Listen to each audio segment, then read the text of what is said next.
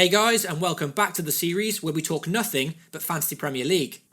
Before I get started today, I just want to once again quickly thank every single one of you for your kind words and the amazing support I've received for this channel so far. Because of you guys, I've reached 600 subscribers, so thank you so much for taking the time to actually watch these videos. If this is your first time here, then make sure to hit subscribe and stick with me for weekly videos throughout the season. And if you enjoy this episode, don't forget to drop me a like. The challenge this week is to hit 75 likes before the end of the international break. If you caught last week's episode, you'll know that I took an 8-point hit for the first time this season, which was through frustration following a run of disappointing results in recent weeks. Taking this 8-point hit meant transferring out 3 players in total, including big names like John Stones and Sergio Aguero. Once no longer in my side, these two picked up a collective point haul of 23 points last week. Yeah, it was the stuff of nightmares, and a decision that would shoot me down the rankings too. And now I had an even bigger dilemma on my hands. With Aguero back in form, and now facing Middlesbrough at home, do I just sweep all this under the carpet, bite the bullet, and bring him straight back into the fold? Problem was, it was never going to be that simple, with the transfer money I brought in for him now spent elsewhere in my side. With all that money tied up elsewhere, my decision simply came down to this. If I do want Aguero back, without getting rid of the likes of Sanchez, Mane or Firmino, who I simply don't want to lose, then the only striker I can take out to accommodate Aguero is Romelu Lukaku. Lukaku was bang in form before this week, and to be fair, he's been one of the most informed strikers of the season. But he did face a tricky away trip to Stamford Bridge in Gameweek 11, and with this in mind, I ended up taking this option. So Lukaku made way, and in came the returning Aguero. For this game week alone, you could argue it ended up being a decent decision, with Lukaku blanking and Aguero bagging a goal.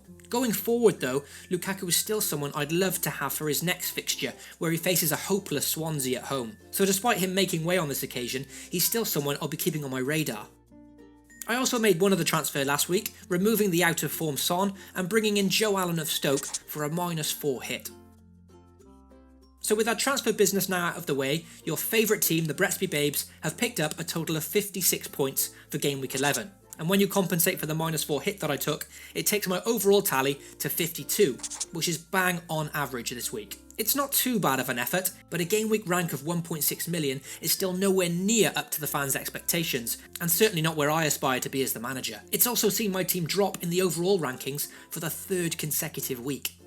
The return of Aguero to my side saw him take the captaincy armband this week, as I'm sure he did for many managers, and I suppose you could say it paid off with him scoring this week. The only issue being that other captain favourites like Coutinho, Costa and Hazard picked up considerably bigger point hauls, so despite his goal, it really hasn't helped with the overall rankings. Big money signings Alexis Sanchez and Koscielny also failed to contribute much this week, so after a pretty disastrous Saturday, all the responsibility rested on the shoulders of Liverpool to see my side pick up decent points. And honestly, I could not have asked for more. It was a shame that Lovren missed out, which was my second player of the week to do so, but that was quickly forgotten as I witnessed my players Firmino and Mane absolutely run riot over Watford, amassing whopping point hauls of 15 and 13 respectively. Lovely stuff. You simply cannot criticise anyone now for doubling up on this Liverpool midfield, and it's almost beginning to seem essential, especially with a very nice run of fixtures still to come. Now, usually, whenever we enter that long and painful slog of an international break, I always say, right, let's take a break, take a Nurofen, and let's see how these internationals play out before making any knee-jerk transfers. However, I've got to say I don't think this is the case on this occasion, with potential targets like Eden Hazard already rising by 0.2 million since the weekend. Just when I thought I could relax and take a few days off, I couldn't be more wrong. I feel like I need to act very quickly with regards to transfer activity, before these players keep on rising and start costing me an arm and a leg. After Eden Hazard's continued run of exceptional form, surely now he's absolutely essential. And I gotta give a shout out to Vialli, credit where credit's due, because he already told me this 2 bloody weeks ago. Fair play to you, bud, if only you told me you were psychic. So with this in mind, I ran the numbers, I've done the math, and it turns out that if I transfer out Alexis Sanchez and Callum Wilson, I can afford Eden Hazard and Romelu Lukaku for Game Week 12. So this is a -4 hit that I'm strongly considering to make in the next day or two. Look, I'm a huge fan of Alexis Sanchez, but there's always that chance that Wenger could rest him following the international break, and how can I possibly get rid of Liverpool players after their performance on the weekend? From what I can see, this is the only way I can bring in Hazard, and it does help me to bring in a better striking option than Callum Wilson. Make sure to let me know your opinions in the comments below. Do I swap Sanchez for Hazard, or shall I learn from past mistakes and simply remain patient? And what transfers are you guys considering this game week? For my players to watch this week, remember, we are very early into the international break, so these choices are provisional, as some may come back tired or injured, etc. Make sure to keep that in mind before making transfers of your own.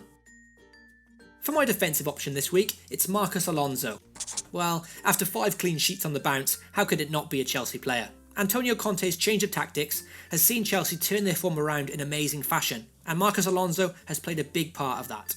Alonso is yet to be on the losing side for Chelsea, and he's playing in an attacking wing-back role that sees him pick up defensive clean sheets, but also puts him in a position to pick up points offensively too. Perfect for FPL.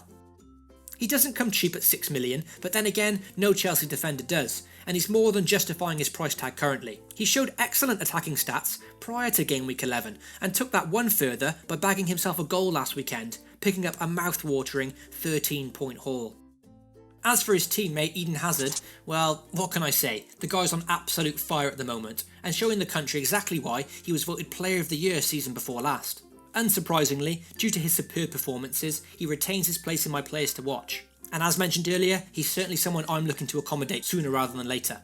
I haven't featured Diego Costa this week, simply because I was spoiled for choice with players, but he's another one that I keep mentioning week on week where his form is sensational. So if you're like me and you don't have either Hazard or Costa, I think it's looking quite clear that you at least need one of them.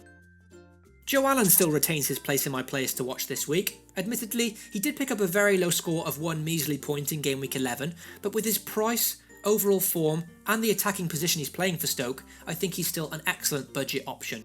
We're at that stage at the moment where lots of FPL players are trying to accommodate all the big hitters, so Allen offers a good affordable option to free up some money elsewhere.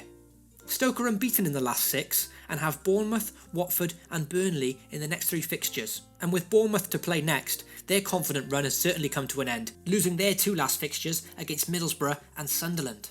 I decided to include Nacer Chadli as a player to watch for game week 12. Granted, he did miss his previous game through injury, so that's definitely worth monitoring. But his team, West Brom, picked up a confidence-boosting win away to Leicester, and with Burnley, Hull and then Watford in the next 3 fixtures, he could be one to watch should he recover from his injury.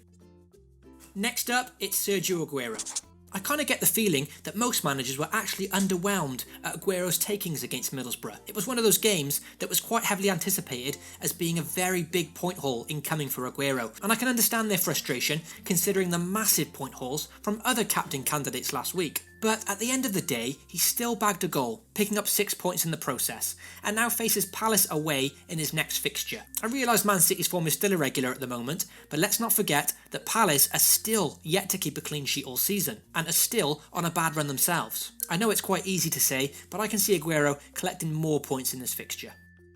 Next up, as I seem to do every week, I move on to Liverpool.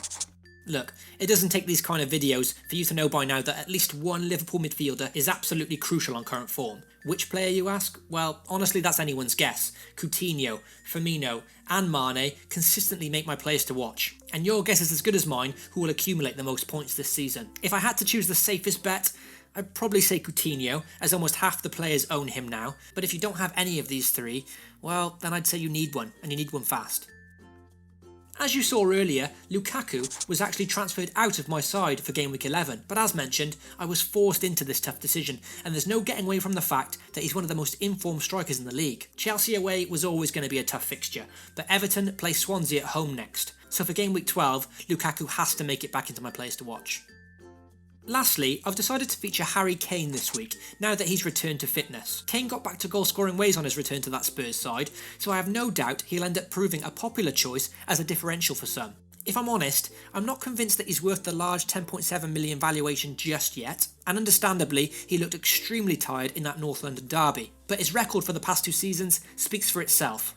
I can't see him making his way into my side just yet, but with a lot of managers owning the same players now, with the likes of Aguero, Costa, Lukaku, Harry Kane's someone I'll be monitoring over the international break to potentially be a big scoring differential for the busy Christmas period. And that's all for this week, guys. Make sure to let me know in the comments below of who you're bringing in or transferring out over the international break. Make sure to get subscribed if you haven't already, and once again, thank you all for the amazing support. I'll be back next week for my other series, the FPL Point Predictor, so until then, take it easy.